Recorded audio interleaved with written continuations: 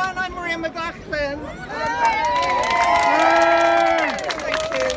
The first thing I want to say today is that this Magdalene t-shirt is the work of an artist called Birdie Rose, who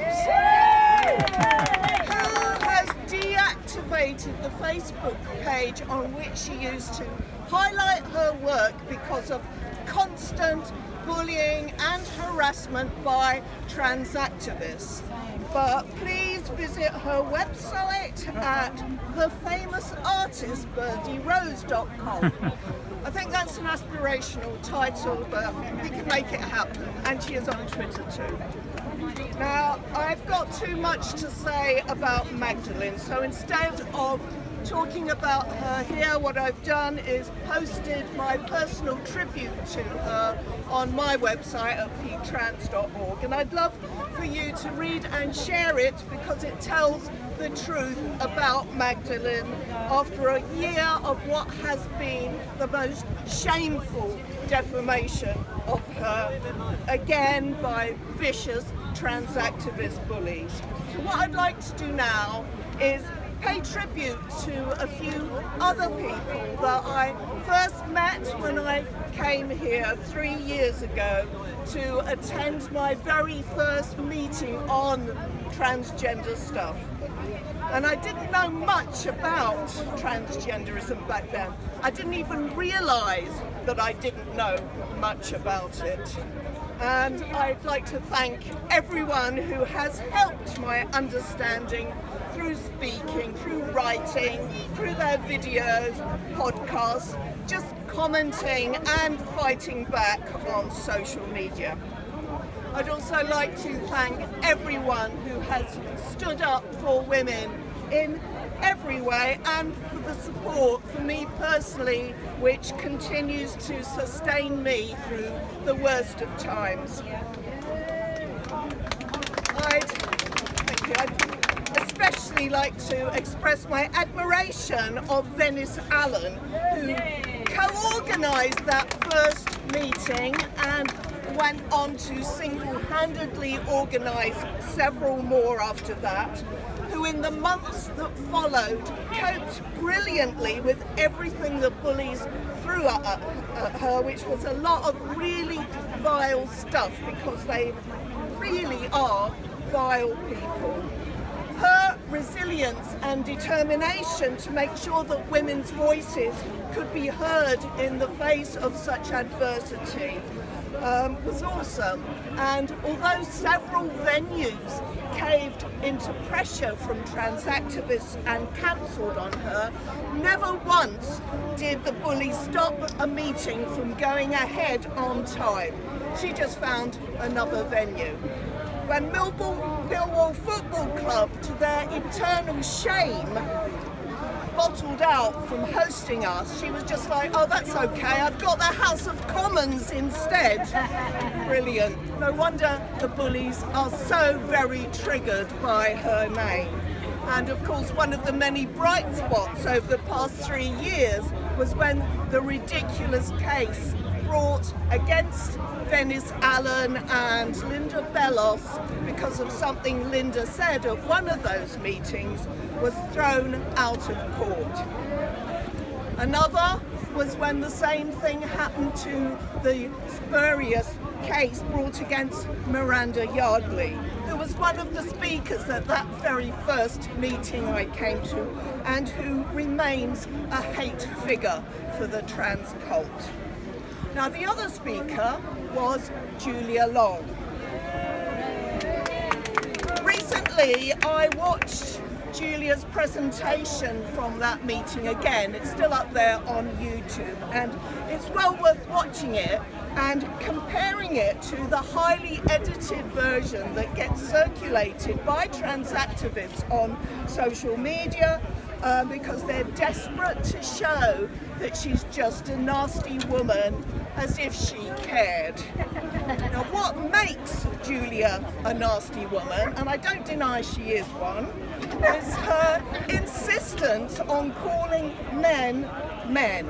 And it's an indictment on our time that to insist that men remain men, whatever they call themselves, whatever they do to themselves, puts us at risk. You can lose your job over it. You can get expelled from your political party over it.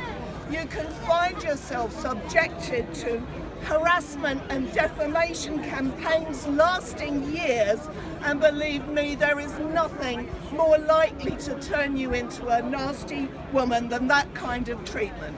I mean, look at me.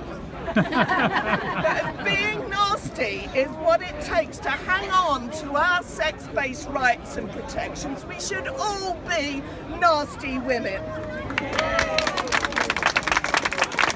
Another nasty woman spoke from the floor of that very first meeting, Sheila Jeffries, one of the greatest feminist writers of our time. And she told us that transgenderism is a sexual rights movement, and I quote, because this is also on YouTube still, "Men need to get their penises rising in all sorts of situations that women absolutely don't want them to, as a form of violation, and that's what's exciting about it."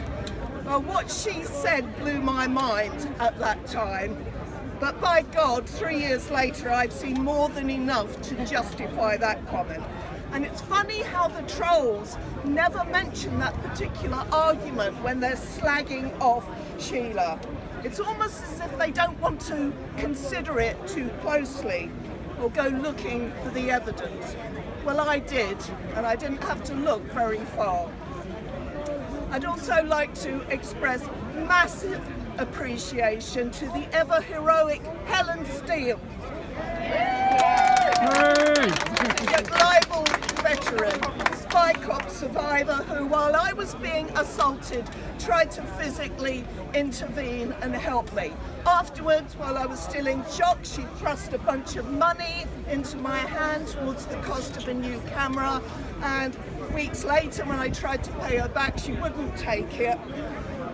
The way that Helen Steele has been treated by some of the wokerati, the handmaidens, some of the imbecilic so-called anarchists, the attempts to terrorise her at that anarchist book fair nearly 3 years ago, to cancel her, to eject her from events, and the physical assault amount to the most despicable treatment I've seen meted out to anyone in this ideological war, at least in the last 3 years. And I'm totally awed by the fact that they haven't managed to knock even the smallest dent in her courage and determination.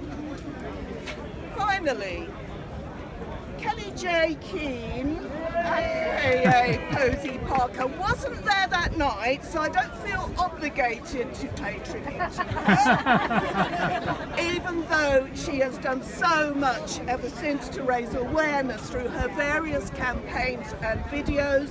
She wiped the floor with a certain misogynistic doctor on TV.